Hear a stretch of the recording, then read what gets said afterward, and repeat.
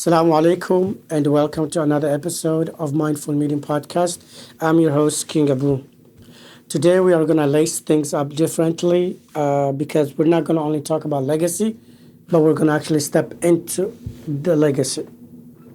So today we are honoring the life, the legacy, and the martyrdom of Imam Ja'far al-Sadiq alayhi salam, who was a spiritual giant, a sagacious scholar, and really the scholar of all scholars, and the blueprint for the school that bears his name, Ja'far. You see, Imam Sadiq alayhi salam didn't just teach, he transformed. He didn't just speak, but he shaped souls.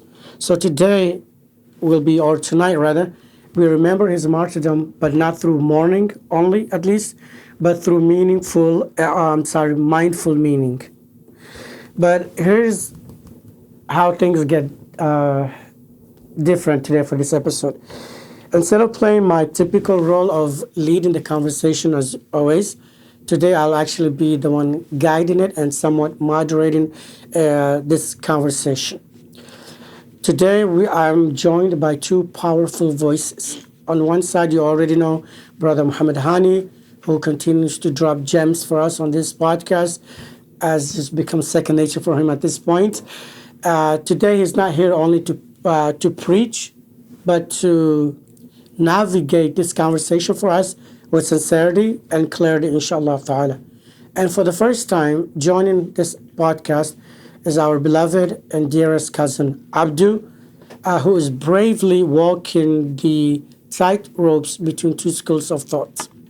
Sunni by background and spiritually seeking the truth that will eventually, inshallah, lead him to Sirat al-Mustaqim, whatever that would be for him, inshallah ta'ala.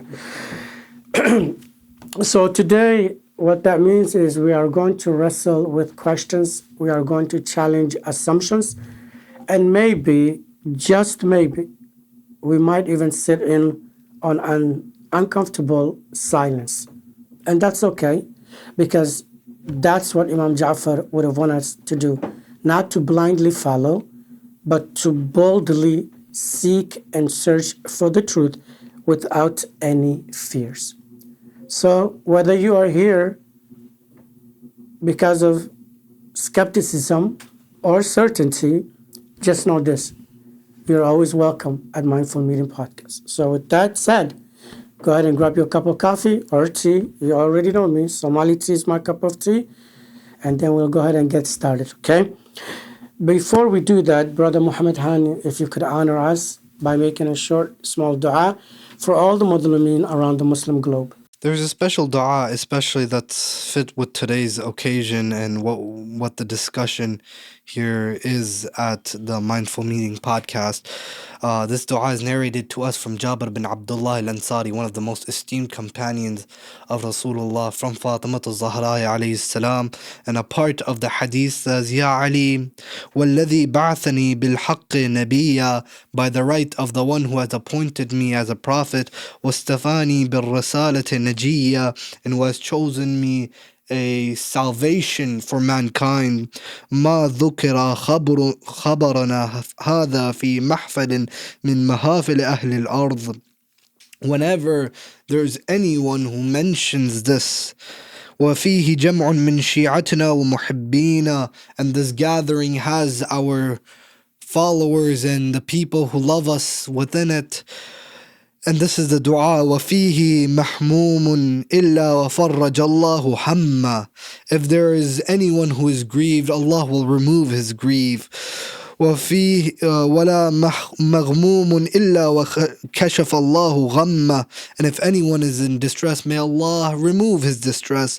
ولا طالب حاجة إلا وقضى الله حاجته. And if anyone is after any of their wishes, Allah shall insha'Allah grant their wishes. Ameen ya Rabbal Alameen. Ameen ya Rabb, Ameen. So with that said, Muhammad Hani, you already know how we like to start off the show. Familiar For with Abdu, this. exactly. Abdu, the way we start is with the riddle. And this, something I like to do just to break the ice, so to speak, because a lot of people, feel shy and nervous around the camera.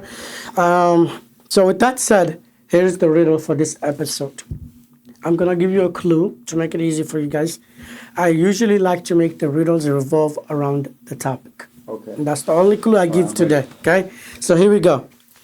I held no sword, nor ruled any land, but truth and knowledge flowed from my hand. I was not elected, nor did I fight, yet many now follow my guiding light. Islam. Who am I? Imam al-Sadiq. Ahsant. I had to get this one. I'm sorry. Yes. We are here to commemorate the shahadat of Imam al-Sadiq alayhi salam. So on that note, we send our condolences to the Imam of our time, to his grandfather Rasulullah Muhammad, and to the Ahlul Bayt, and to the entire Muslim world, because Imam al-Sadiq is one of those Imams, as if not all of them were, but specifically Imam al-Sadiq was an Imam that even our dear brothers from Ahl Sunnah could appreciate, because he was the teacher of all their teachers as well. So we send our condolences to the entire Muslim Ummah, to Prophet Muhammad, to Ahlul Bayt, and in particular to the Imam of our time, and to my two dearest guests, Brother Abdu and Brother Muhammad Hani. My condolences to both of you.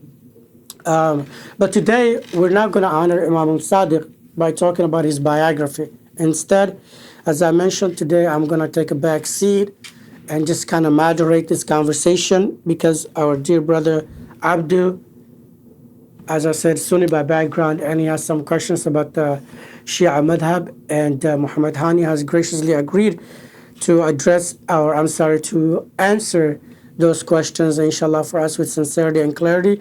And we leave the rest to Allah Azza wa Jal, as all hidayah comes only from Him, subhanahu wa ta'ala.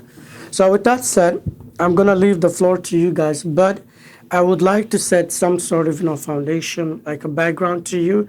And I want to also the audience to know your background story and what actually led you as a Sunni to even look into the Shia madhab. What inspired you to do that?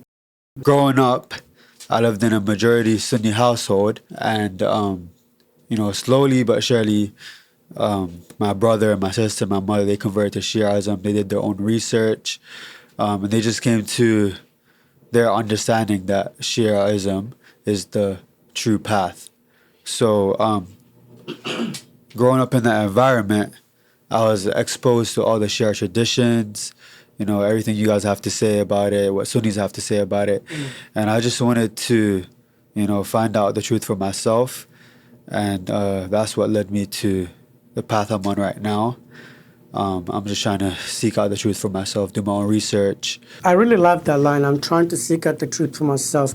Kudos to you, man. It's very courageous and brave thing to do, because a lot of people may have similar questions, right, about anything, but sometimes we're too afraid to ask those questions. And for you to do that on a public platform, I commend you for that. But I do want to ask you, was there a moment or experience, given you're coming from a household where some are Shias, some are Sunnis, was there something, a moment that sparked that curiosity in you? So obviously, we know about the great figure of Imam Ali. And my brother, he always used to tell me stories about him, like his war stories, all his akhlaq and attributes, and his traits and stuff. So hearing that, I've always wanted to get to know him more. And then obviously I've heard about the Great Divide, like the civil wars between the Muslims and the Sahabas and everything going on. So in my head, I'm thinking okay, one side has to be right. And me being a history nerd, I started researching into the battles, all of that stuff. So from everything that your brother and the rest of your family have told you about, specifically Imam Ali alayhi salam, was there a particular trait or a quality or a characteristic in Imam Ali that you're just wow, this man is something special? Honestly, it seems like he's just the perfect man. Allahu Akbar. Wow.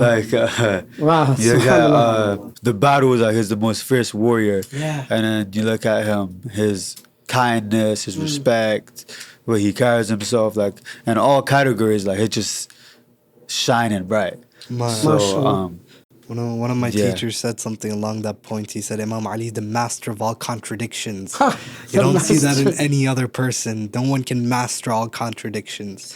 Being so brave and kind. And Yeah, alhamdulillah, it's definitely a blessing to have him as whether he's a Khalifa or an Imam, irrespective of how we view him. The fact of the matter is, Imam Ali is indisputably one of the most esteemed and respected Sahabi of the Holy Prophet.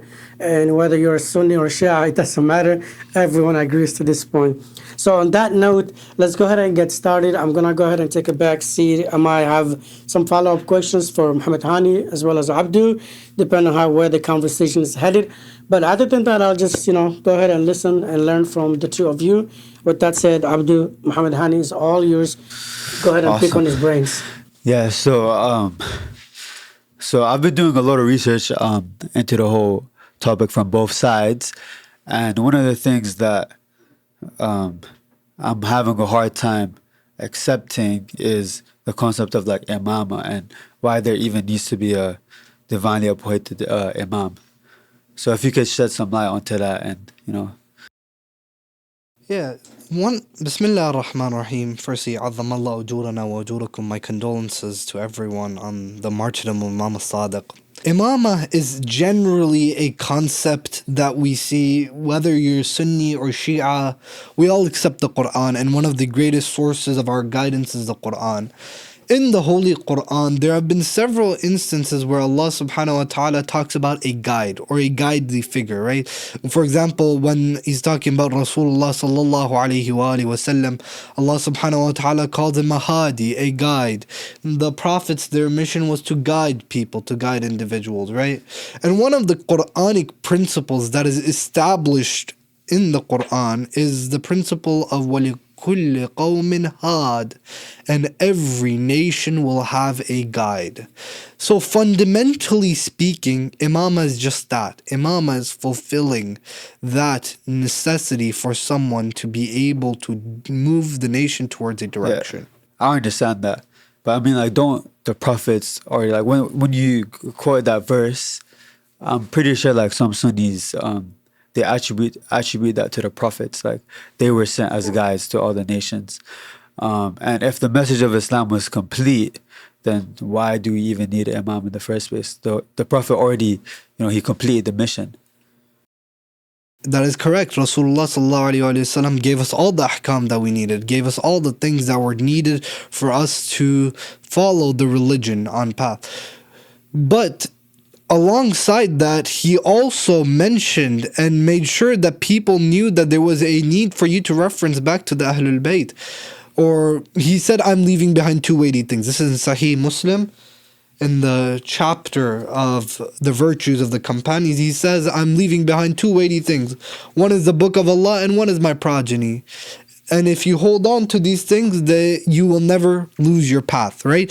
But he made sure that there is a no need for a guide other than the Quran.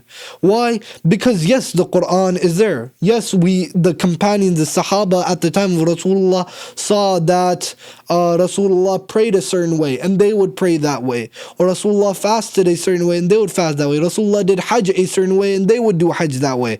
But let's say after the death of Rasulullah, someone has a question that was not asked, or people don't know generally that was asked from Rasulullah, or people don't know answers to that question. Yes, Rasulullah knew everything. Yes, it was all revealed.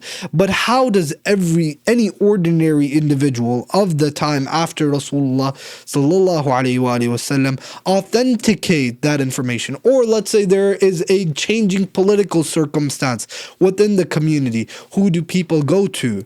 Can people just create their own opinions about Islam at that point? Or do you reference back to someone? Yeah, I understand that point. But there's hundreds of thousands of Sahabas at that point. Even if there was someone, how could they really, guide the whole Ummah? And as well, since there were so many companions at the time, wouldn't how the Prophet prayed and, all of those sunnahs be preserved through the Sahaba as well? Then why is Like- there a dispute about it now? That's very true. Yeah, but isn't there disputes between Shia, like what's it called, like fiqhi matters as well? Very minor difference when it comes to these things. The major difference, the set or the reference point is still the Imam, and we have the asl in the Shia faith that the Imam don't contradict each other, they don't contradict Rasulullah, and that those differences of opinion came when there was no direct access to the Imam, and that only happened during the ghaibat of the Imam of our time, Ajalallahu Ta'ala Farajahu Sharif, and the reason for those differences, and they're very minor, but generally speaking, we have a concise image of how the Prophet used to pray. Maybe small difference here or there. We have a general image of how we're supposed to fast. We have a general understanding of all of these laws. While if you look at the Sunni school of thought, with all due respect, they differ on how they place their hands in prayer. There are so many differences, even the form of prayers are disputed upon. So there's going to be differences in both madhahib, right? The Sunnis and the Shias. But I want to go back to your original question, which is really a great question, right? The concept of establishing the wilayat and the imamate. And I think Muhammad Hani answered that for you. Now, I wanted to ask you, was that satisfactory for you? Do you have more questions about it? Or like, do you want more proofs? Or do you understand why the Shias believe in the concept of imamate? The concept makes sense to me. Okay. I won't lie, but just the actual practice of it, from what I've heard, like how it happened, and you know how history takes place, and the different sects of Shias coming out, and just in general, just even like how the Imam, he's not the Khalifa, like he's not able to guide the full ummah. What do you mean by he's not able to guide the full ummah? Because he's an imam, right? But he doesn't have any political power or anything like that. I mean, he's not able to preach to the whole Muslim ummah. So wouldn't his job of being the imam kind of be contradictory So, if his whole job is to preserve the faith? what I'm hearing from your questions is, correct me if I'm wrong, but I want to make sure you understand the concept of imama and the role of the imam. Because it sounds like you're saying Khalifa and imam are two different things, and the imams of Ahlul Bayt were only imams but not khulafa. Is that what you're asking? Is that what your question is? That's what I'm under the impression. Oh, okay. So you understand his question, Yeah, right? I understand what so he's trying maybe to... you can elaborate on the concept of the imama itself, the wilayah of Ahlul Bayt, their authority, and what the roles are, and then if that's different than Khalifa. Okay, so firstly, to examine what Imama actually is and how it correlates with Khalifa, we can reference to an ayah of the Quran where Allah subhanahu wa ta'ala says in Surah Al-Anbiya, verse number 73 in the Holy Quran, وَجَعَلْنَاهُمْ أَئِمَّةً يَهْدُونَ بِأَمْرِنَا وَأَوْحَيْنَا لَهُمْ فِعْلُ الْخَيْرَاتِ وَأَقَامُوا الصَّلَاةَ وَآتَاءُوا الزَّكَاةَ وَكَانُوا لَنَا عَابِدِينَ. We sent down, Allah is saying, we sent down imams, Imam is the plural of imam, to guide by our amr. Amr here in this verse, Mufassirin say, means two things: the spiritual guidance of the people and the physical commands of people. Yahduna bi amrina, literally translating, means our command. Wa awhayna lahum fi'lul khayrat, and to them we revealed the doing of good. Now, through this ayah and through the other ayat of the Quran, sort of we can piece an image of imama and what it really means to be an imam. Yes, they are political guides. Yes, they are spiritual guides. Yes, they do all of that, but they have a greater purpose, and that is to keep Islam preserved. Their whole idea, and the proof for this can be found in the ayah of the Quran where Allah subhanahu wa ta'ala says in Surah As-Saf, verse number 9, He says, هو الذي أرسل رسولا بالهدى ودين الحق ليظهره على الدين كله. We sent Rasulullah with one purpose: to make this religion superior to all other religions. So the Imams, they are a continuance of the Nabuwah of Rasulullah. They're not prophets, but they continue that mission that Rasulullah brought. And sort of their goal is, whether they're caliphs or not is irrelevant, because caliph is given by who? The people. Right? The Imams were not made caliphs. Why? Because the people appointed someone else. That's not the Imam's fault. The Imam made their authority clear. Yeah, so that's interesting because you're saying the Khalifa are chosen by the people. But Allah says in the Quran, right, that He's talking to the angels and He's saying, yeah, inni ja'ilun fil ardi khalifa, and I'm going to place on the earth a Khalifa, right? But you're saying that the Khalifa are chosen by the people. That's not what I said. I said they were chosen by the people. They undermined Allah's decision. At least this is a Shia viewpoint. They undermined Allah's decision and chose someone else. So if someone chooses a leader of the country, let's say the country we're living in, someone chooses Trump or Biden, right? Allah had nothing to do with that. Like, it wasn't Allah's will, that Allah didn't appoint them. Right. These are God, inni ja'ilun fil ardi khalifa. In reality, they're supposed to be Khalifa. But whether the people chose them or not, that was up to the people. And the people decided not to choose them. That was on the people. So from a Shia perspective, then you're saying the Imams of Ahlul Bayt are both Imma and Khulafa. Yeah. A'imma covers a greater tasks and responsibilities than just a Khalifa.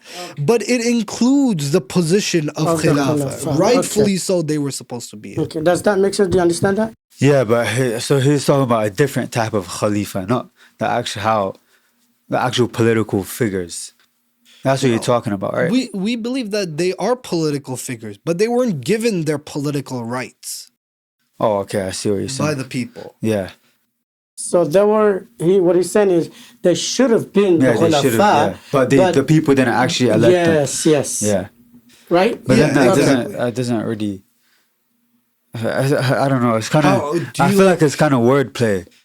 Something very interesting you said is wordplay. Can you expand on that? What do you mean wordplay, and what is wordplay? Like, Yeah. So I mean, like the answer that Brother Hani gave, he's talking about a Khalifa, but it seems that Khalifa is referring to a different Like a meaning, spiritual Khalifa? like a spiritual Khalifa, I so see, I not see, something see. of political influence. And the way I was asking the question was, if the Imam was supposed to be a guide for the Ummah, why aren't they campaigning, or why aren't they in a position of power, like as the Khalifa, Oh, I see the what whole you're saying. Ummah, the leader, like the actual political leader who would have the most, influence on the Ummah. so remember in the beginning when the Holy Prophet came out with his Yeah. message, in the beginning he was doing it kind of secretly, Yeah. right? Nonetheless, he was still trying to spread his message and letting the people know, hey, I am the Prophet, you guys need to follow me, right? I think Abdu is saying, why didn't Imam Ali do that? If he was supposed to be the Khalifa, even as a political figure, why didn't he tell, hey, follow me, I am your Khalifa?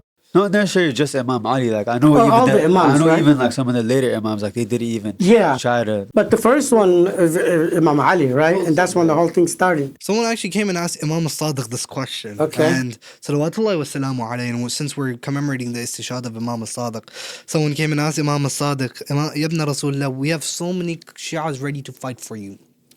Right, what was the Imam trying to establish, right? The Imam was trying to establish an Islamic government. We believe, at least the Shias, that this caliphate was not in the Islamic fold. It wasn't structured the Islamic way. That's why when Imam Ali came and tried structuring it in an Islamic way, 3 civil wars started.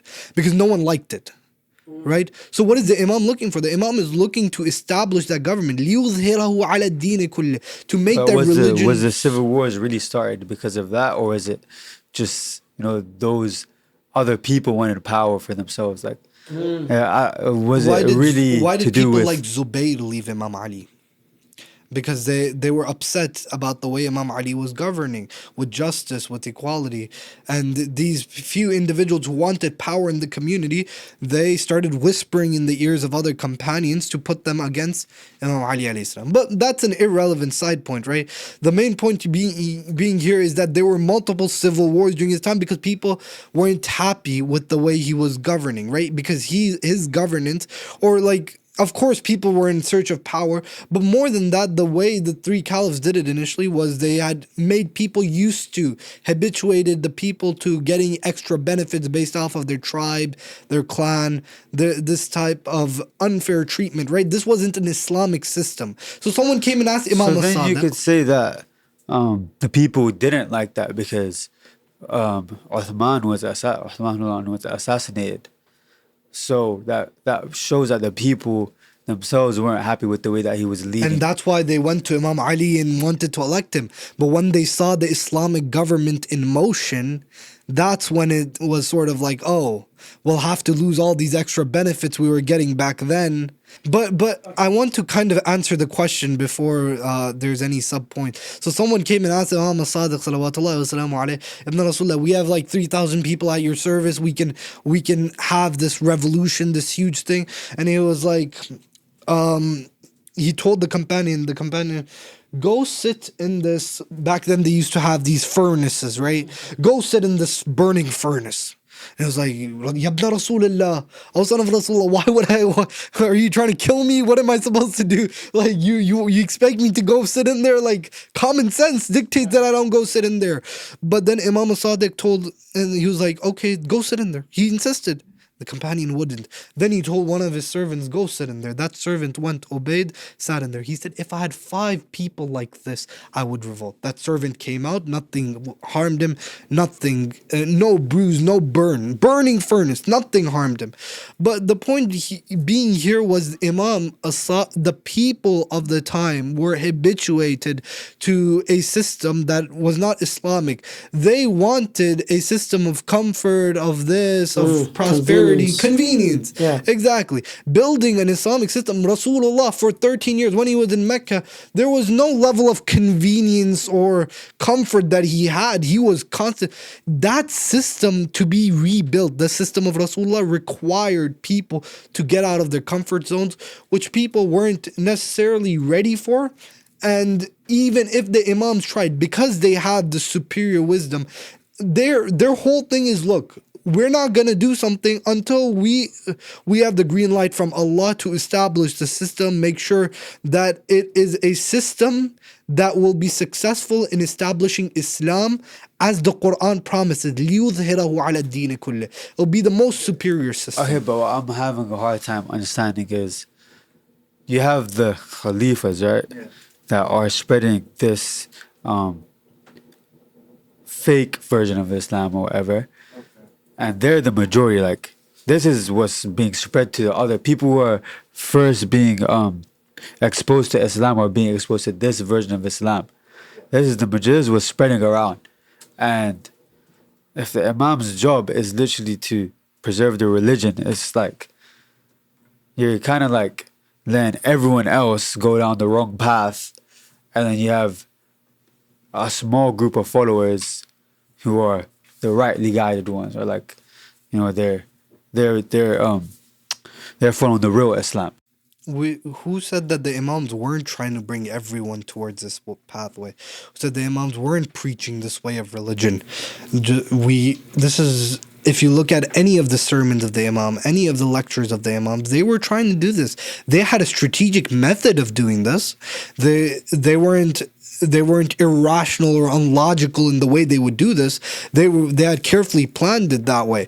But they were doing that. They were bringing people, their companions.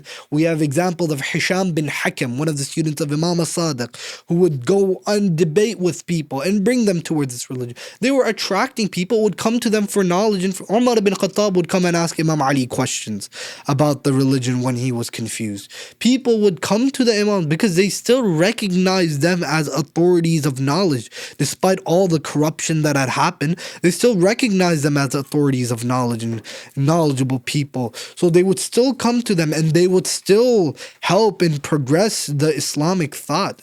It's not like they were just sitting around and preaching to the choir, as they say, to a small group of people. No, they were heavily influenced. And an example of this would be, for example, and I'm going to give a Shia example. There's Marja' Dini Sama'at Sayyid Sistani. It's Sayyid Sistani is alive right now. He doesn't give public lectures. He doesn't appear in the public. But people would do anything for one word of his. He would say, for example, go fight Daesh. one statement of his, he has no real political authority. He hasn't fought for leadership. He hasn't caused a revolution in Iraq to topple the government or anything. But his influence and his word has an effect over everyone who listens to him. That's a good example. I have seen that too. Like it's pretty crazy. No, yeah, like on one fatwa, an entire army. Subhanallah. Mirza Shirazi al-Kabir is another example in history. Great marja only owned a prayer mat and a muhr. He releases one fatwa banning British tobacco. The entire British economy falls apart. These are people of God. They don't need positions to show influence. Well said. Wasn't that Honestly, the case with Prophet Yahya alayhi salam too? Ahsant, yeah. Nabi Nuh. Nabi Nuh didn't have any political authority. Oh yeah. And people wouldn't listen to him. His job was still to guide the ummah. Yeah, but they were bringing the message. Like they were. Their job was to bring the message to the people. Like the message didn't even exist to those people yet. Like it started off like, but their job was they're not going to be political yet because. But they're the leaders of their time too. No, Nabi Rasulullah wasn't political. He didn't fight wars. Yeah, he was, but he wasn't at first. Even the Prophet. Same thing with the Imams. At first, they were just. At first, they were their entire goal was to make sure that Islam remains preserved. That's their entire purpose. Politics was something that was a part of their job, and when they needed, they stepped in, but it wasn't their entire job. So think of it this way, right? Were you gonna say something? No, okay, because inshallah we're gonna move on to the next question that you have, or topic. But think about this: Imam Ali alayhi salam, he was the Imam for sure, divinely appointed by Allah, at least from the Shia perspective, right? Okay. That's what Muhammad Hani is saying. And he was also the Khalifa politically, right? Yeah. But look from the lens of Imam Ali himself, whether he's sitting on the throne or not, and wearing a crown or whatever, right? Or where he's giving out rulings or whatever. He was so influential that even the Khalifa of that time, let's say for example Umar, during his reign, he himself would revert back to Amir al-Mu'mineen and ask him for guidance and counsel and what to do when he was in a predicament, right? So in the eyes of Imam Ali, he was leading the whole ummah, whether he was on sitting on the throne or not. Yeah. Right, so in that, isn't that kind of a reach though? Like we don't really know. Like was he always coming to him for advice? Hopefully not, because if he came to Imam Ali for every time he needed to do something, he shouldn't be in that position. There are Sunni ahadith where he didn't even know the ruling of tayammum, and he went to Imam Ali to ask how to do tayammum. If we're talking about that basic, then no, they were in desperate need of the knowledge of the Imams. And if you have someone like that, put yourself in the position of the Imam. If you have someone like that in position who is controlling the entire ummah, someone who doesn't even know how to do tayammum, you have a big responsibility to make sure that at least the bare minimum rules of Islam remain preserved, so that at least the future generations have something to rely upon, instead of you making sure that everything is perfect, right? So I hope so that now makes to sense. bring it all together, this is all, by the way, just from the Sunni perspective, right? Because in the Shia hadith books, there are accounts where Imam Ali tried to actually rule the people, correct? There are accounts, for example, the rebellion, the protest of the house, where he invited people to come to his house and they would protest the government. But then only 3 people showed up because everyone was scared. So then after that, Imam Ali, for a certain amount of time, he wouldn't even leave his house for a good portion of the time. And that time he spent writing everything he knew from Rasulullah and everything Rasulullah taught him. Even that much is telling, right? Because think about it, Imam Ali wanted to overthrow the government that was already established then. And he has a mere 3 soldiers or 5 soldiers, even, right? He can't do nothing. This might be kind of side quest, but like I just find that very hard to believe. Like if Imam Ali was this amazing companion, and his literally there's no one comparing to him, and he's literally the right hand man of the Prophet ﷺ, then how is there, out of the hundreds of thousands of companions, how you're telling me nobody else was sincere? I'm not sure. How did you said that Imam Ali was the most esteemed companion of Rasulullah? He was up there, right? He was the first Muslim. Yeah, he said the right hand of the Holy The right Prophet. hand of Rasulullah. So how did things end from there to there? I'm not sure. I can't. Okay, the Prophet ﷺ So died. it was clearly not Imam Ali who went wrong, right? Something happened that from that status to the status of where only 3 people are going to listen to him fully, committed to him. That's what I'm saying. Like that hadith is what I'm finding like hard Oh, to believe. you're finding problem with the hadith Yeah, itself. No, Yeah. not the hadith. I think Like, what he's just that- saying is just that idea how that- come like over 98, 97, 90, whatever percentage of the ummah turned their back on the Prophet and only a handful of companions stay loyal to Imam Ali. That's Yes, your yes, question, The yes. right? same way when Prophet Ayub fell sick, his entire ummah left him except his wife. He I'm fell not sick. familiar with One that story. sickness in the Quran, it talks about the test of Nabi Ayub. Nabi Ayub was one of the most tested prophets.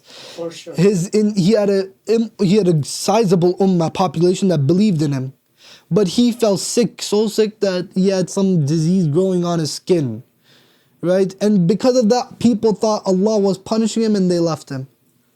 Overnight, his family, his children left him. Like his children were killed, Subhanallah, right? that's They crazy. died, right? So what doesn't matter is how many people listen to Imam Ali. Well, can we say that Imam Ali went wrong?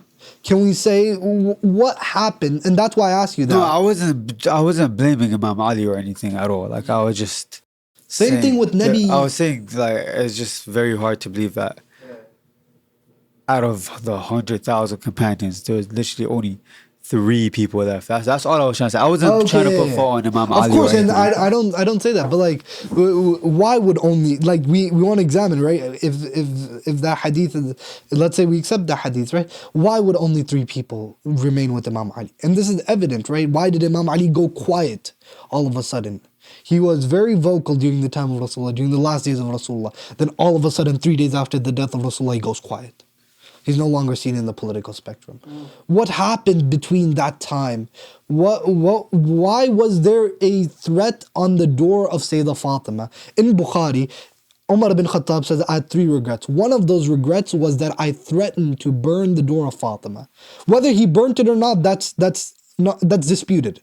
But in Bukhari, it says Abu Bakr regretted threatening to burn the door of Fatima. So what happened during that time, right? You see what I'm trying to say?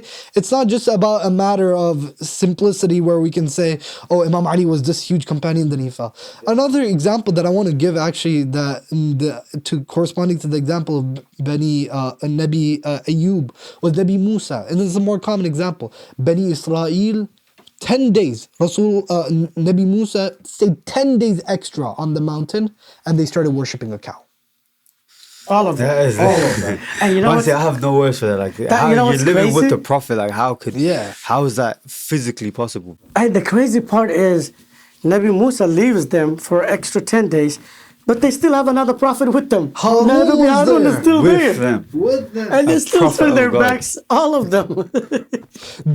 For God's sake, this is the community that saw Musa split the sea into 12 portions. So it is, I can see though from your perspective, like, whoa, wait a minute, man. These are all the companions of the Holy Prophet. They went to battles with him. They ate with him. They did missions for they Islam did a as lot of well, like, stuff they for did him, right? missions for They Islam. gave sadaqah, everything. And now you're telling me all of them or majority of them just turned their backs. But, history repeats itself.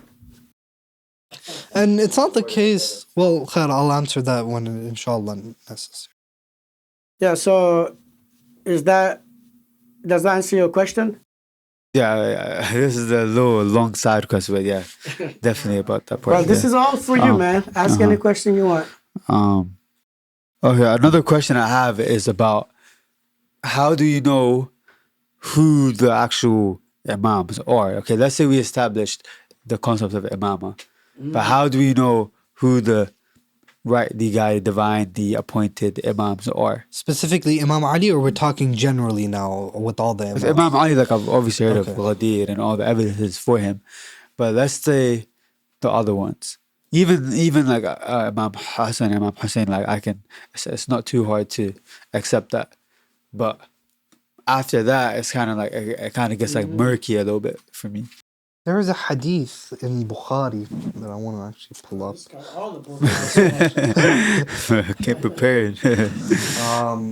Actually, I don't have it physically.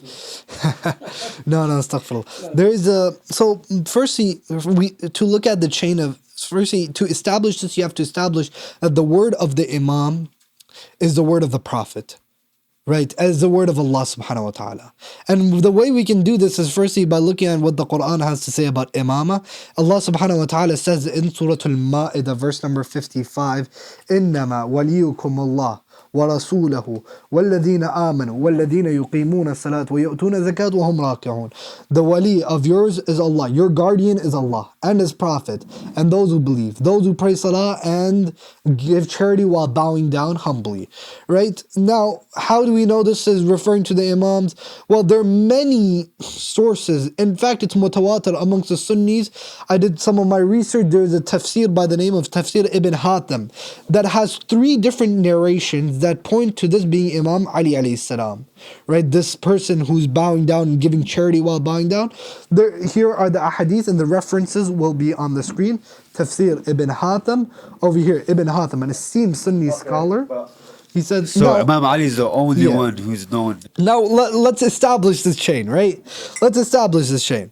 Now, so in a similar wording in the Quran, it says, "Ati'u Allah wa ati'u Rasul wa ulil amri minkum," and the holders of authority. So now we have established that these holders of authority are from Allah. Right? They're divinely appointed. Inni ja'iluka lin-nasi imam. I am making this appointment for you, Imam. And Rasulullah, when he says something, it's like Allah says it. Why? Because Rasulullah doesn't speak from his own word. He only speaks from wahi that has been revealed to him. Right? That's clear. Not always, right? You mean just in terms of when he would give a ruling or something, for example. No. وَمَا يَنْتِقُ عَنِ الْهَوَى. He absolutely does not speak from his own desire. Like his whole entire life. His entire he hasn't life. said one not thing a single word. This is what the Quran says. That he spoke from his own desire. I don't know. That doesn't really sit right with me. So it becomes clear from here that Rasulullah sallallahu alayhi wa sallam appoints Imam Ali alayhi salam. That means Rasulullah is not appointing Imam Ali, it's Allah. Now, when Rasulullah appoints Imam Ali alayhi salam, and we believe in the concept of the infallibility of Imama that is extensively proven through that verse of the Quran, where the Imams are considered yutahhirahum tathira, they're absolutely pure. We can get into that discussion later if relevant. But so that considers Imam Ali pure. Now, Imam Ali alayhi salam's successor was Imam Hassan. It was known. He mentioned that in several narrations. Imam Hassan, but it continues down that list. Now, how do we know that the Imams appointed these particular individuals? Firstly, it's very, so I cannot give you a Sunni source that names all 12 of these Imams, and I'll tell you why it makes sense that Sunnis don't have this list in their books. Because firstly, they didn't believe in that authority of Imam Ali alayhi salam. Now, if you believe in in the sense that, in the infallible sense that he was the infallible guiding Imam, so they don't have that concept of succession. But they do have in Bukhari, in Kitab al-Bukhari, in one of the chapters in the references on the screen, it is narrated from Rasulullah sallallahu alaihi wasallam. Let me actually just read it from my phone. It's better. Actually, afwan, it's in Muslim. I heard the Messenger of Allah say, Islam will continue to be triumphant until there have been 12 princes. Then the Prophet said, which I could not understand. So I asked my father, who's narrating this hadith, Jabir bin Sumura. He said, I asked my father, what did he say? He said that all of the 12 will be from my lineage. I heard that hadith, but I'm pretty sure the one I came across said from Quraysh. From Quraysh, from my lineage, I believe Quraysh and my lineage is the same thing. The Prophet was from the family of Quraysh. But no, because Quraysh would be, it could be any. Yeah, okay, now you go to the other hadith in... There is that version too. There are multiple versions. This hadith is found in many different sources. And that's in This is Bukhari, the like the one Muslim, where yeah. it says my lineage. I believe so, 12 yeah. princes. In Because I Muslim. haven't come across that specific one. I'll send the reference and it will be put on the screen, inshallah ta'ala. Okay. But regardless, if you don't, And also, if you consider Quraysh, just it put a doesn't. side point Sorry, here. sorry. Afwan, forgive me. If you look at the narrations about Imam al-Mahdi in Musnad, it says, and this is Sahih graded narration. I don't have the source on me, but it will be sent to you. The family, the lineage of Mahdi will free from the descendants of Fatima. So the Mahdi, the final one of the 12, will be from the descendants of Fatima. This is what it says in that hadith. but that still doesn't. It still doesn't prove the 12 what? And also that hadith that you just quoted, it says princes, but they weren't princes. Okay, and princes, yani, like people of honor, people of dignity. We're not talking about leaders. Okay, they were leaders in their own sense. But my point here is, look, once you accept Imam Ali as the rightfully guided Imam, as there is abundant amount of narrations for that, then you start accepting the authority of the companions of Imam Ali. No longer are you relying upon the Sunni books such as Bukhari, Muslim, and all of these things. You accept Imam Hassan, their companions weren't narrated in Bukhari and Muslim. Salman, Abu Dhar, Miqdad, these people, you don't find their narrations in Bukhari and Muslim. Why? Because the Sunnis, and this is a lesson on Sunni Rijal, they don't consider them authentic. Why? Because they're Rawafid. They rebelled against the Caliphate. So those, if you start accepting and delegitimize the Caliph, then the only option you have is to go to the Shia books. And now the Shia books, they have the names of all 12 listed in many different sources and references. And we have a line of succession that is clear from one Imam to the other. Not only that, people, Afwan, let me just make this one point. People were skeptical of the Imam. They would come and ask the Imam questions that only the Imam could know, and the Imams would give answers to them. And that's in Shia books only. But you can only accept the authority of, like, once you're having a discussion on the authority of the Shias, you start Okay, so my question is then, if it was so clear that how comes there's different people coming out that are from the descendants? Like, for example, I've seen, I think it was Muhammad bin Hanafiya, after Imam Hussein was martyred in Karbala, then I'm pretty sure like there was a sect that came out that was saying that Muhammad bin Hanafiya was the next Imam. There was a sect that came out. He had like his old Shia, and then after that, then there's the next Ismailiyya, even before there's Zaydis and people coming out and saying they're the Imam and having a whole group of followers like Shia as well. So how do you know? And they're from the Ahlul Bayt too. Okay, so how do one second. So for sure there are different madahib within the school of Ahlul Bayt, if that's what you're alluding to. Not just madahib, I'm saying like how could you prove those 12? Okay, that's what I was saying. So I don't know if Muhammad Hani actually answered that question about the 12 Imams by name, if he was found. Was that what you were looking for, right? Yeah, and he said that they do say, but that's in a Ethna Ashri source, so obviously he's going to say those 12. Do you know what I mean? I see, okay. That's why I'm asking So if you there's want any him Sunni to references. give you like Sunni references or sources of the 12 names of the Imams? Or even if there's another way to prove it, because obviously if you're Ethna Ashri, like you're gonna have all 12 on his name. Do you get what I mean? But let's say we looked at Sunni, obviously you won't have all 12. But like what about like Zaydis, for example? Okay, yeah. Ismaili, Zaydis. Okay, Look, so you're saying in the Sunni books there isn't a mention of the 12 Imams by name? Yeah, I couldn't find you a narration, at least what about the hadith where I believe it's Jabir ibn Abdullah al-Ansari, right? Where I believe that's in the Shia book. Oh, that's only in the Shia books. If I'm not mistaken, I can double check. If I am mistaken, also, then definitely put up the reference. So, also, if that wasn't just my question. Also, if that was the case, like they were named as Muhammad stated, then how are these different sects even forming in the first place? Because it's supposed to be known. Let's discuss this that. is the next Imam, this is the next Imam, this is the next succession. But you still have all these different sects coming out. Like they shouldn't have even they wouldn't have even gained followers like that if it wasn't. Let's discuss that. If it was Firstly, well known. the Ismailiyya and the Zaydi. So, firstly, the Zaydiyya was more of a cult, right?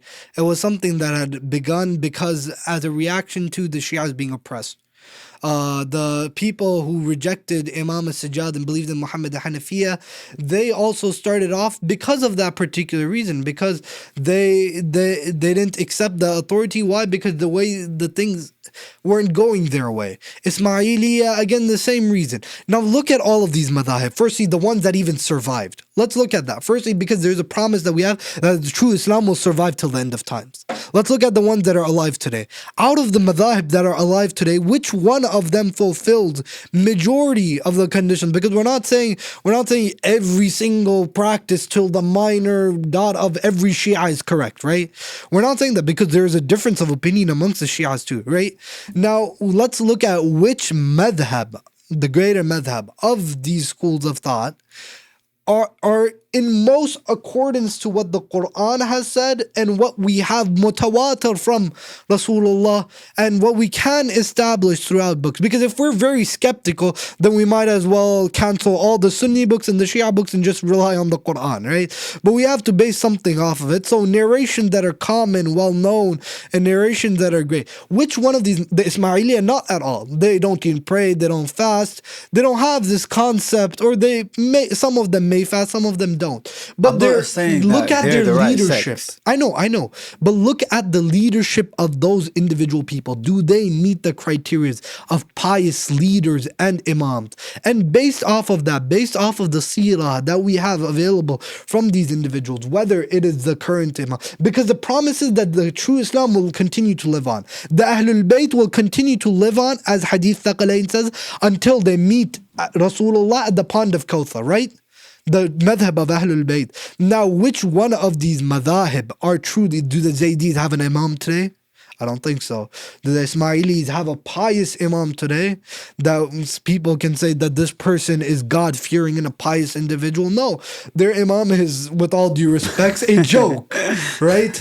Someone who is there to collect taxes and to build big mosques. He's a billionaire. A billionaire. And now we have evidential riwayat from both the Shia and Sunni sources, sahih riwayat, that say there will be 12 of these imams or caliphs or princes or youths, whatever you want to call them, based off of the different variations of that riwayah. We have 12 of these people. Which one of the sects actually is able to name these 12 and be sure about them and be convicted about them as much as the Shias?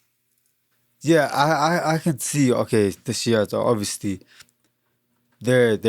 first of all, they're the biggest Shia sect, and they survived through history and all that, of course. But it still doesn't answer the question of why. It doesn't seem like black and white. To game, like if that hadith really existed, I don't think it would have happened like this way. Then go to, because you even have other narrations that I've seen where the companions literally didn't even know the imams themselves. Okay, and what happened in those situations? Shia books. What happened in those situations where the companions didn't know the imam was? The imams had trained their companions very well. They told them to go ask these imams, for example, questions. Go ask, there was a dispute on Imam al-Jawad. Go ask them their questions. Let's see if they can do miracles. Let's see if they carry that knowledge. And one of the signs of the imama, by the way, was that these certain companions of Rasulullah, these certain imams of the lineage of Rasulullah, they had a book called Mushaf Ali that was passed down generations from Imam Ali alayhi salam, from Rasulullah Imam Ali. And before people start saying that this is a Shia Quran, this isn't.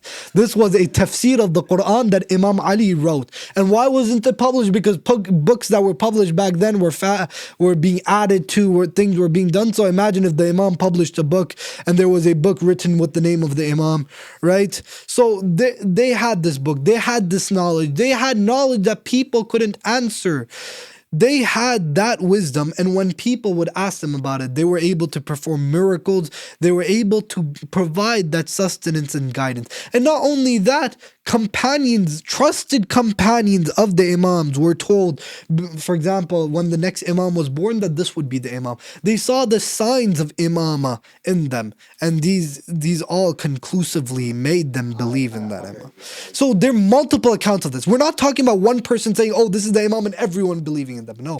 We're talking about multiple times where all of this is happening, and a lot of these accounts are being compiled into these different books, and all these companions are writing these different books about what the previous Imam said, and all of these things based off of that. This is being conclusively concluded. It's not just off one narration, as yeah. No, I heard you. I heard everything you said, but it just like given everything you've said, like it still just doesn't.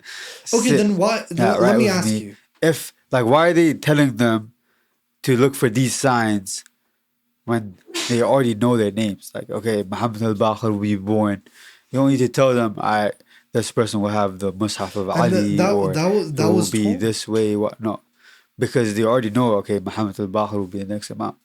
There were people who would come to Imam Askari asking the Imam who's going to be the Imam after. He would point to someone like Imam. Someone would come to Imam al-Sajjad. Jabir bin Abdullah al-Ansari came to Imam al-Sajjad and saw Imam Muhammad al-Baqir and was like, and will ask Imam al-Sajjad, for example, is this the next Imam? Who is this? This is my son, he would say. And this is going to be. So that was known. Keep in mind, they were also actively trying to kill the Imam. So it wasn't like something as simple as he can get VIP protection. It wasn't that simple. So the Imam was known amongst the closer companions. And amongst the companions that didn't know, they would come and test the Imams. They would come and see the signs of Imam. And the question I hear about this concept of like, okay, the Imams were, always, or not on the run, but like they always had to watch out for their safety. Like they're always trying to get assassinated and all this type of stuff. And like, each Imam was assassinated. But is there any like evidence from the Sunni source, from the Sunni side for that? Because I do hear that that's a main argument and a strong point on the Shia side. But if this really went down and the Khalifa is really trying to assassinate, wouldn't there be records of that from the Sunni side as well? Wasn't Karbala enough for that? Yeah, Karbala, of course, I know about Karbala. But I'm saying the later Imams. Did Sunni sources even recount the lives of these later Imams? Because you're saying that the Khalifa, like they were a big threat to the whole caliphate, that the Khalifa was actually putting them in house arrest and they're getting poisoned and assassinated and all this type of stuff. So you would expect there to be evidences from the Sunni side for that as well. Like, would you not? That's a great question. I don't know if you heard what Muhammad Hani said, which was actually a great point too, because if the Sunni historians are not even writing down the life history of these 12 Imams, then why would they write down somebody's trying to assassinate them or poison them? Because to them, maybe they're not as important or as a priority, which is why they don't have their seerah written down. So randomly, they wouldn't just write down, oh yeah, Imam Jawad was being assassinated or poisoned, right? They wouldn't just randomly show up in their books. But wouldn't you expect there to be a seerah though? Because if they're prominent, like if they're actual, like why would the caliphate care about them? And they're that's not why even we known have by society. That's why we have records. That's why we have records of, for example, Imam al-Sadiq's works here. But Yeah, that's the question is very well documented in Sunni literature. But I'm saying, what about the later Imams? Like Imam Kadhim, Imam Jawad, Imam Rida. Yeah, Imam Rida was well documented in Sunni literature. Like, is there evidences from the Sunni side that proves that he was assassinated, or that he was even prosecuted by? I cannot speak to the nature of the Sunni sources because, firstly, the Sunni sources, what they focused on was the Salaf, the Seerah of Rasulullah, the Salaf and the Tabi'een. Sunni sources do not talk about other companions after or maybe the tabi of the tabi'in, but they don't talk much more than that. The Sunni sources compared to the Shias are very shallow. We have more narrations and more historical evidences that even some Sunnis rely upon in our books. And that's because they say that the greatest generation was those with the Holy Prophet, the Sahaba, and their tabi'in. And maybe the tabi of those tabi'in. That's the top three. But so after the four Imams of the Sunni, you don't really have much history unless you go to so how is history compiled, right? We look at manuscripts, right? So whatever manuscripts are there from those times, they form both Shia and Sunni hadith books. So we don't believe everything in Bukhari is fake. But don't they have seerahs or even that's what we compile. Because the whole chain of narrators thing, and they have a whole not a full biography, but they have mini biography of the narrator's life. The mini biography. That's the whole way that they do the whole chain and stuff. The mini. So they also have like Ibn Taymiyyah and all these other major scholars that are come about way later than the Tabi'in and stuff, and they have biographies and stuff. So if the Imams were, because the Imams were not. So what would be put for a Shia in a Sunni Rijal book? He's a Rafidi. That's all they would care. He's a Rafidi. We don't accept from him. Right? Similarly in the Shia Hadith books, what is there in the Rijal books? We don't have a detailed account of every companion. No, we have their major beliefs. Were they known for something? Were they not known for something? And that's it. Khalas. The Imam, for example, Imam Kadhim spent majority of his life in prison. Now, how do we know what Imam Kadhim's legacy was? Through his brother Ali bin Ja'far. Now, what is Ali bin Ja'far to the Sunnis? No one. Ali bin Ja'far was no one to the Sunnis. Imam al-Ridha. We know about Imam al-Ridha. Sunnis know about Imam al-Ridha. Why? Because he was a part of the caliphate of Ma'mun. He was a member of the caliphate of Ma'mun. So there should be Sunni sources about him then. Yeah, there are Sunni sources that account Imam al-Ridha and his works. But mainly from the Shia sources. Why? Because Ma'mun was also controversial amongst the Abbasid Caliphate. Ma'mun wasn't. And also the Sunni view, I think what we're getting confused here, the Sunni view on the Caliphs was not the same view that we had on the Imams. For us, the Seerah of the Imams was something holy. The Seerah of the Caliphs were just he's like Donald Trump. He's like another political leader, right? Or something like that, right? But for them, what really mattered for religious laws and what was the whole purpose of all these books? To determine religious laws. It wasn't to determine anything more, right? So the whole purpose of Sunni leadership or the whole track that they had, everything that was accounted was from the Salaf to the Tabi'in. And that was all that was really necessary in Sunni sources. So I cannot give you, again, answering your question, I cannot give you a Sunni chain of the 12 Imams and their names and all of that and their history, because you wouldn't. Once you accept the Imams and their existence and their divinity, or just Imam Ali, then you start referencing back to the manuscript that talk about Imam Ali, Nahjul Balagha, these different sources that were talking about Imam Ali. And they're also in the Shia books, right? Yeah. They're mentioned by names in the Shia books too. And I can see why it makes sense. Because obviously, coming from my background, I'm not a Shia yet, so I will take into account Shia narrations and stuff. But I mostly want to see, because let's say let's say I'm trying to become a Sunni, for example, and there's narrations that prove Sunniism and Shia literature, that would hold a lot more weight. Exactly. The same. Exactly. Which is why Shias, if you notice, most of the time, if not all the time, when they have these kind of dialogues with our brothers from Ahl Sunnah, Shias hardly, very seldom, do they refer to the Shia books. Yeah. They try to use Bukhari, Muslim, and the likes to prove and illustrate their point. Yeah, because the wouldn't be there. Right, because if you tell a Christian, for example, well, this is wrong or this right, why? Because the Quran said so. Well, I don't even believe in the Quran, right? Yeah, but if you try to prove them from the Bible, like you said, it carries more weight, right? So that's the Shia's angle when you use the Sunnis books against them. Because it's in their own belief. Exactly. Now, if you ask a Christian to prove whether Prophet Muhammad was poisoned or killed by a sword or what, you wouldn't be able to do it, right? You wouldn't find it in the Bible. You wouldn't find it in Christian. They don't particularly care for it. Irrelevant to the Christian. That makes sense. Similarly, you won't find in the Sunni books the names of the 12 Imams, their biographies, all these things. You first need to accept the chain of authority from Imam Ali, and that's why you put so much emphasis on Imam Ali, because that's one common ground that we can see see in Sunni books that we can point, oh, this was the Imam, and this is the proofs we have from your books. And now once you accept that, everything else just falls into place right after that. Now, irrespective of whether these names are found in Shia books or Sunni books, the one thing that is indisputable that I wanted to mention, just as a side note, is that the family of the Holy Prophet Muhammad, right, peace be upon him and his progeny,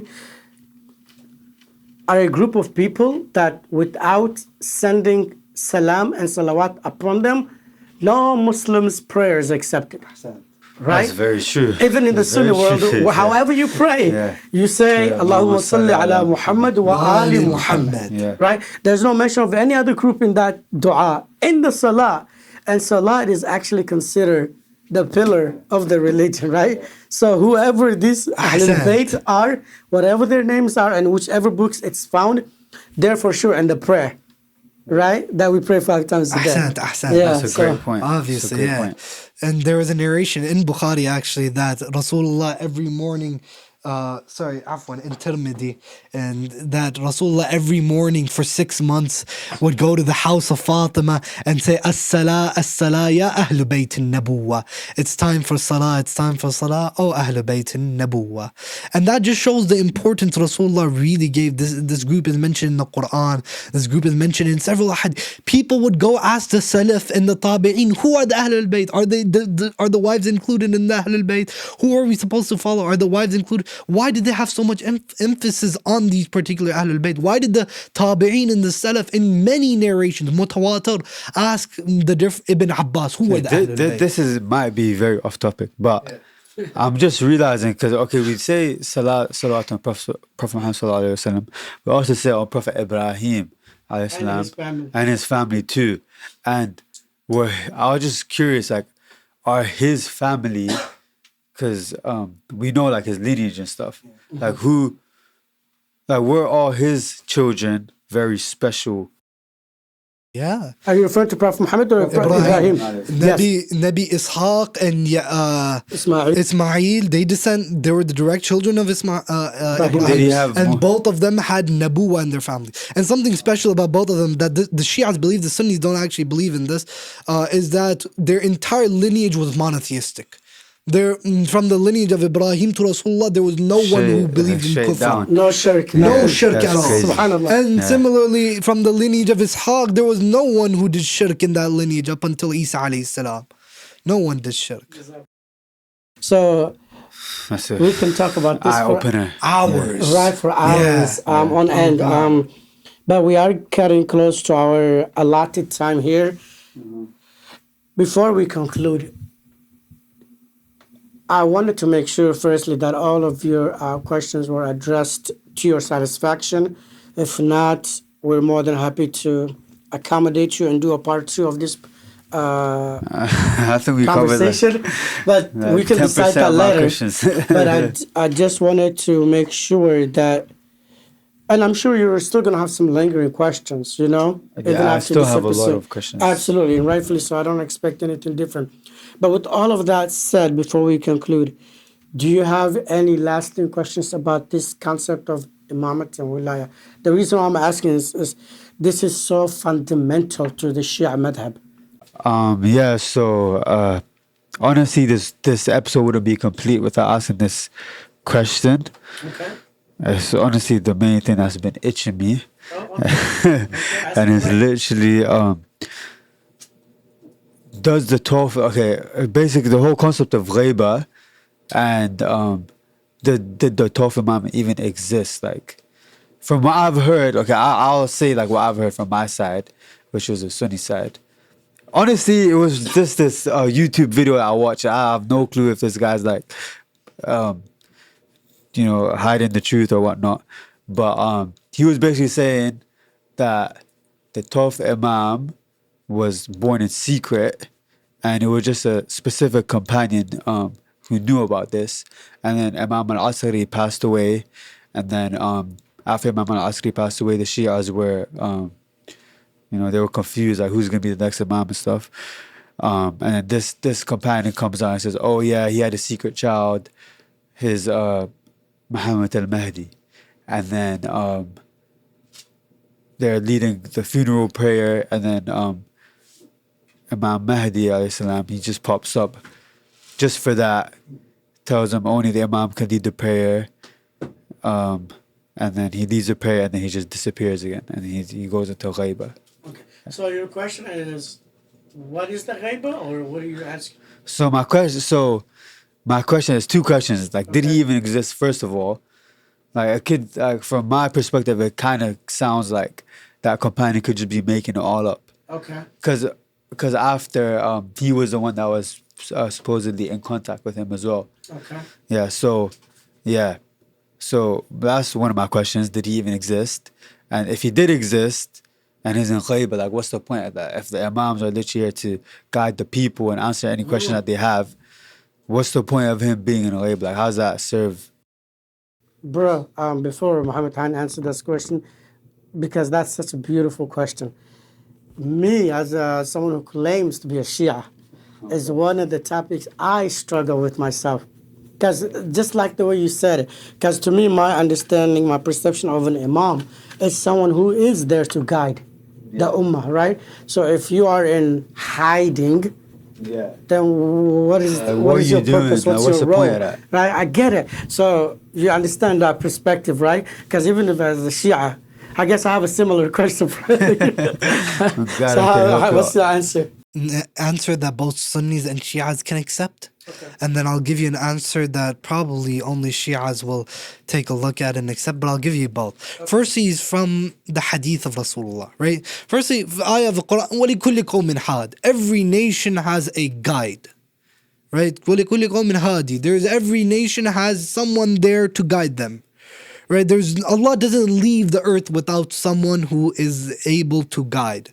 Now, in Rasulullah says, "Inni tarikum al-thaqalain, kitab Allah wa itrati." I leave behind two things. If you hold on, in tamassaktum laha, if you hold upon onto these two things, you will not lan tadhillu. You will never lose your way of religion. So these two things are means of gaining one's religion. One is Kitabullah, the book of Allah. And the second is Ahlul Bayt, Itrati Al Bayt. وَلَن تَفَرَّقَ حَتَّى يَرِدَ عَلَى الْحَوْضِ. And they will never separate each other until they meet me at the pond of Kawthar. This hadith is essential to understand Mahdawiyya, because as long as there is a Quran that is intact and there is a means for someone to gain guidance, there must be a member of the Ahlul Bayt present and alive who is a guide. Why? Because if you hold on to that member of the Ahlul Bayt, how is he a guide if he's in hiding? And we'll get to that. 1 minute. He's so excited. In terms of, he's already jumping to the second question. In terms of the occultation and whether someone actually saw the Imam of the time, or someone actually met the Imam of the time and people actually saw him as an Imam, I can give you at least one book. This book is from Kamaluddin wa Tamam al-Ni'mah by Shaykh al-Sadiq. This is a Shia source. It's a Shia authority. In this book, there is a chapter, there's a whole chapter upon people who met the Imam before he went into Ghaiba. And there are at least 25 narrations just in this one book that talk about who met Imam al-Mahdi. Who met Imam al-Mahdi and recognized him as the Imam. Second is Bihar al-Anwar of Ayatollah Allamat al-Majlisi, rahimahullah, another Shia source. Many narrations in this book also account the counting of people meeting and seeing the Imam Mahdi before Ghaiba and during Ghaiba. So people have met the Imam during the Ghaiba too. During the Ghaiba. We'll talk about what that means in a minute. Now, not only these two books, these are only two examples of many books that we have that have accounts of this. Now, during the ghaiba of Imam al-Mahdi, are you able to meet him? How are you able to benefit from him? Someone came and asked the Imam al-Sadiq. Firstly, this is a proof of ghaiba. all the Imams, all the 12 Imams, if you go to, for example, this book, Kamal al-Din wa Tamam al-Ni'mah, Imam Hassan's statement about the ghaibah, Imam Hussein's statement about the ghaibah, Imam Sajjad's statement, Imam Baqir, all the Imams talked about the ghaibah. And these are Sahih hadiths. These are accepted narrations from us. And whether there's, we have narrations from Rasulullah that are Sahih, that say, Shia books, by the way, not Sunni books, that say that if the Imam dies, if someone dies waiting the Imam of the time, that means there is a ghaibah, then he will die, for example, with the reward of the shuhada of Badr and Uhud, right? So there are many narrations that say that there will be a ghaibah, right? That there will be a ghaibah and some form of secrecy to one of the Imams. In fact, one of the Shia sect called the Waqifiyya sect thought that Imam Kazim was the one who went into ghaibah. They were wrong about it, and they thought that because Imam Rida didn't have a child until he was 47. But their whole thing was that the ghaibah of the Imam was supposed to happen, and they were preparing for it, and they were ready for it, they were agitated, they were expecting it, right? So this was something expected, right? So we have set the premises, firstly, that there must be a member of the Ahlul Bayt alive at each time. That is a guide. And secondly, that this ghaibah was something that Shias at least had something predicted for it. And it's not something that's a new concept with the Shias. The ghaibah of the different prophets have been mentioned in our different books. The Yeah, ghaibah, but for prophets, it makes sense because they gave their message, and now that was their mission. But with the Imam, like they're supposed to be here, presently, to guide us. now the question that comes is, okay, how can the Imam guide us? Someone came and asked Imam al-Sadiq this question: how can the Imam guide during the ghaibah? Imam al-Sadiq said the Imam in the ghaibah to the people is like the sun behind the cloud. The sun benefits the people while being hidden behind the cloud. Now, what does this actually mean? Like, this all sounds fancy in theory, right? When we have to look at what is the objective of Imama. Are they guides? Yes. What are they guiding to? What is their final goal and destination? What was the promise Allah made in the Quran? وَأَرْسَلَ رَسُولَهُم بِالْهُدَى وَدِينِ الْحَقِّ لِيُظْهِرَهُ عَلَى الدِّينِ كُلِّهِ, so that Islam becomes the superior ruling religion over all other religions. The superior religion, وَلَوْ كَرِهَ الْمُشْرِكُونَ, and the disbelievers will not like this. Right? So that promise was made. It was prophesied back in the Quran that one day this Islam will be the superior religion, right? And Rasulullah's whole purpose, the whole reason why he came was to establish an Islamic government. And not until a global Islamic government is established, the mission of the Imams and Rasulullah hasn't been complete. Now, the whole reason why the Imam went into ghaibah was because people weren't ready for the Imam to establish that government. Now Allah needs that government to be established, and He uses the Imam to establish that government, and hence He sends the Imam into ghaibah. That's the reason behind the Imamah. Now how does the Imam help during the ghaibah? There are accounts. Firstly, there was two ghaibahs. Shias believe in two ghaibahs. The minor and the minor and the major. In the minor ghaibah, the Imam was still there. He was helping, and the Imam is still here, by the way. This is a misconception. The Imam somewhere in the heavens. He's still walking around us, right? What I don't understand is with the minor one. Yeah. If he's literally there and is communicating, why can't he just communicate like face to face? Like, Obviously, because there were people who were literally coming to kill him. Okay, people wanted him dead. If Allah is like appointing these Imams and stuff, like you're telling me, like Allah can literally protect them, like. If the whole point of the 12th Imam is to guide and stuff like that, Allah can literally protect them like He's protected other.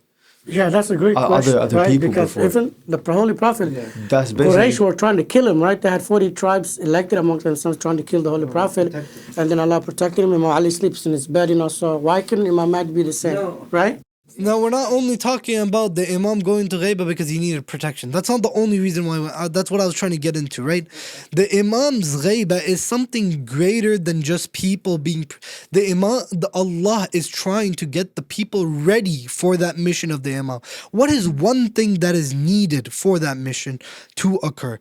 People need to be connected. The Shias, they need to feel that need. Nothing can happen without people feeling the need of it, right? If people don't feel the need of an Islamic government, will an Islamic government be established by the people? Let's talk about the 1979 revolution of Iran. Why did it happen? Because people felt the need for a revolution. They saw so much corruption in society, so much that people became to a point of desperation that they needed a change to occur. So now the ghaiba of the Imam is very similar to that. People need to realize that in absence of the Imam and what they're losing on, while the absence of, and the Imam's still guiding, the Imam's still helping. He meets people face to face as we speak. It's possible for us ordinary people to meet the Imam, and there are people who have met the Imam. The only thing that is different between Ghaibatul Sughra and Ghaibatul Kubra is that in Ghaibatul Sughra there was a direct office of the Imam that people could write to meet him. In Ghaibatul Kubra, because the Imam Yahdun بأمرنا, as the Quran says, he has the ability to guide through the realms of spirituality. We are connected. We are expected to connect to the Imam and build our spirituality based off of that. What was the hadith of Imam Sadiq? Ya ibn Rasulullah, why don't you rise up right now? Imam Sadiq says, find me 5 companions who would sit in this furnace. Right? Find me 5 companions who trust me enough to sit in this furnace. Similarly, at the time of Rasulullah, Ya Rasulullah, it's 3 years since you have gotten the first revelation. Why haven't you risen up? Why haven't you established a government? Why haven't you done? Why are you in hiding? Why are you preaching in secrecy? Because Rasulullah didn't have enough companions that would sit in that furnace and confidently say, I trust this message of Allah subhanahu wa ta'ala. I trust the revelation of Allah, and anything that Allah says, that's hujjah upon me. That is the reason, at least, the reason for the ghaiba is that to make the people connected to the Imam without seeing the Imam, to build that iman, to build that strength. Rasulullah has a hadith where there were multiple companions sitting in front of him, and they asked Rasulullah, Ya Rasulullah, Rasulullah says, how I wish I could be with my brothers. Ya Rasulullah, aren't we your brothers? What did the companions respond? What did Rasulullah respond with? No, you're my Sahaba. You're not my brothers. My brothers will come at a time where they cannot see me, but they believe in me. And they are my brothers, and how I wish I could be with them. So we were promised this time. There's a hikmah, there's a reason behind this time. Why didn't Allah send Musa alayhi salam? Why did Allah take Musa from Bani Israel for 5 years? Sorry, for 10 years. Why did Allah take Musa away from Bani Israel for 10 years? What was the whole reason behind it? Because they wanted Bani Israel to become agitated. They wanted Bani Israel to see, look, wake up, see your situation. Look what's happening around you. People are being killed. People are being sacrificed. And not until we are ready, the Imam cannot come. Otherwise, it will happen what happened to Imam Ali, where he rose up to the caliphate and 3 civil wars started. 3 civil wars started. Why? Because he was in caliphate. People didn't like him. People didn't want him after a few months. And they eventually killed him.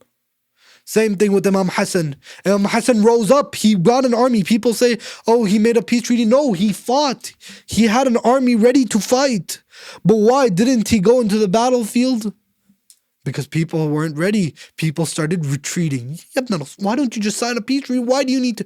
Until we make excuses like this with the Imam of our time, until we don't consider our iman strong enough, there is no point in him physically being a public figure and him having this whole allure that this is the Imam of the time, this is it, this is him, and him being an open target to everyone. There is a hidden wisdom behind the ghaiba. But as per the evidences for the ghaiba being there, and is he a guide during the ghaiba? Of course, he's helping people, he's guiding them all the time.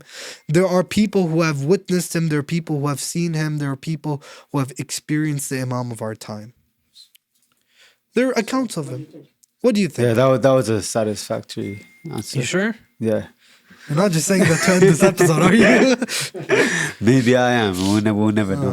Okay. Well, on that note, we will end it there because I know this episode is not going to do justice to this topic. We may or may not have a part two. I don't know yet, but we'll see how it goes. It mostly depends on Abdu if he wants to continue with this conversation or otherwise. But either way, you're more than welcome to come back again as many times as you Appreciate want. that, brother. Inshallah. But I do want to just mention a couple of things. This conversation, though it is powerful, but more importantly, it is necessary.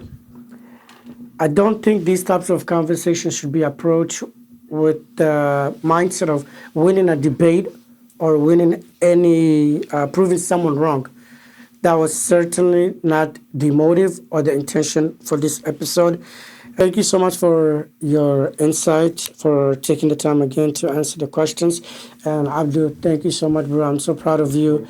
It really takes a lot of courage to ask the questions that other people have but are not willing to ask or not willing or not even interested in. So kudos to you. I commend you for that.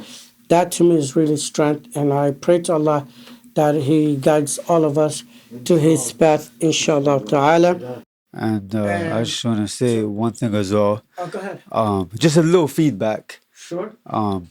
Like the key takeaway for me is that brother Muhammad Hani really opened my eyes to. That my brother Muhammad was also saying was about how when you accept Imam Ali to be the rightfully appointed Imam, then you like start accepting the Shia sources. Because so far I haven't really been accepting that. I would always only look at Sunni side. Sure. But like if I could come to the conclusion that Imam Ali was the first divinely appointed Imam, then everything else will open up for me. So I sure. appreciate it. Absolutely. That is definitely the first step, right? But inshallah, we leave it at that and we pray to Allah for hidayah. To our respected audience, this is my personal ask from all of you. Don't be passive with your faith. Instead, be active with your seeking. Be very active and proactive. Don't let culture, fear, or assumptions get in the way, and don't let that guide you. Instead, let sincerity be your compass. Because Allah Azza wa Jal doesn't ask us to be perfect, but He does want us to seek Him. Because belief without reflection, to me, is like light without direction. It exists, but it doesn't really light up anything, right? Or guide anything, rather. So with that said, I hope that the legacy of Imam Ja'far al-Sadiq alayhi salam will be your invitation to reflect, to revive, and to rise, inshallah, because the path of Ahlul Bayt, especially the path that Imam al-Sadiq alayhi salam exemplified, is one of clarity, conviction, and compassion. On that note, before we end this episode, we want you to give us your feedback as well and leave in the comments below what's your number one takeaway from this. If you have any questions about the Shia madhab, please send us your questions, your comments, or anything like that, and we'll be more than happy to address them for you. And if we're not able to address that because we don't have the knowledge, we will definitely direct you in the right direction so the respected ulama can answer those questions for you guys.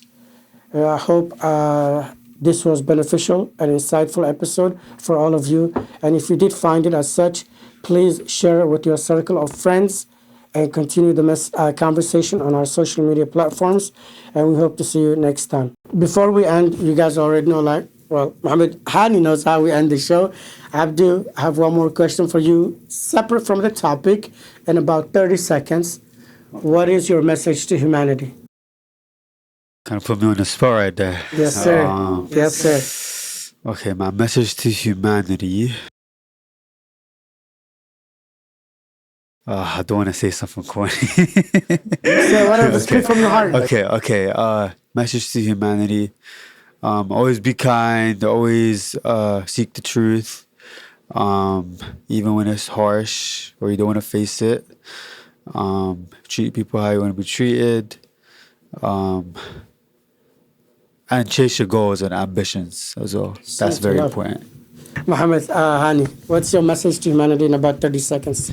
My message to humanity is no matter how many differences we have, there's one thing that unites us, and that is humanity itself, right? Being humans. No matter what we have as our differences, we all hold on to the rope of Allah subhanahu wa ta'ala as one, as together. وَلَا تَفَرَّقُوا. And let's not cause unnecessary differences. But in keeping that in mind, seek the truth. Seek what's correct. I love it. I love the way you both emphasize on seeking the truth, whether it's harsh, whether it's difficult, and keeping in mind the unity, but we can still let go and compromise on the truth itself, because the truth will not only let us free, but will actually help us to be united and stay united, inshallah ta'ala. So on that note, we hope to see you next time, inshallah. And until then, I'm your host, King Abu, saying so long. And remember to treat each other with kindness. Assalamu alaikum.